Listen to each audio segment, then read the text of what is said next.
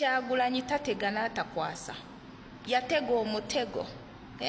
Kyova olaba nze mugamba nti ye musajja akyasinza obugezi mu Uganda awo, mu byobufuzi by'eggwanga Uganda, yamanyi guno omuzannyo we gutambula. Yatega omutego, mwalowooza nti omutego yagutega ba MP bokka. No, yagutega namwe bafuutu soja, kuba yamanya nti definitely mulimu abakolera siteeti nga mwefuula nti muli bafuutu soja. N'abagamba nti bafuutu soja muveeyo mwesimbewo. Muveeyo mwesimbewo. Nolowooza gwe nojja eri engalabi yettwe n'ogyetikka n'ogamba nze ngenda kwesimbawo ku bwa kansala, ngenda kwesimbawo ku bwa MP, ngenda kwesimbawo ku bwa meeya. Noweerabira nti waliyo who has tegged the mutego. The man tegged you. He tegged all of you. And today he has scored. Yabatega omutego. Yavaayo n'abagamba buli omu vaayo weesimbewo.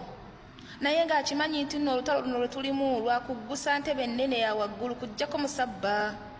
Naye engeri yokka ey'okumanya ezembwa ezikolera Museveni n'ezitulimu.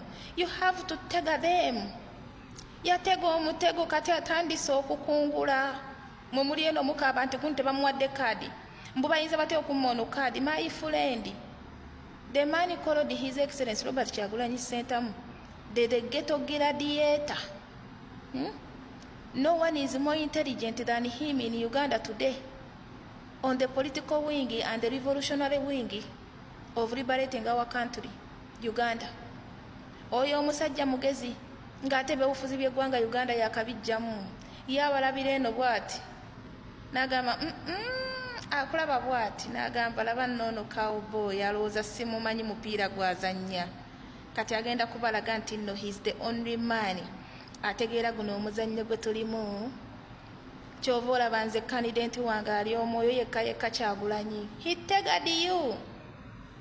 Ffe twabagamba, nze nga ngamba wano abantu nti the moment wooviira mu bwa fuutu soja kuba wabuyingira as a revolutionalist n'obuvaamu n'ogenda political, ekintu kya politics kigenda kusika eriyo. Otandika okulowooza ku kufuna akasente gy'ogenda okugwira ne gano gamaswadde agabadde mu byobufuzi nga galiyo nga ga prostitutes gakukuba enjiri.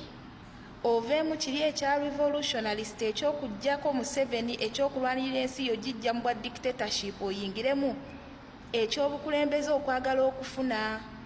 Kati essaawa zino eno who is the winner?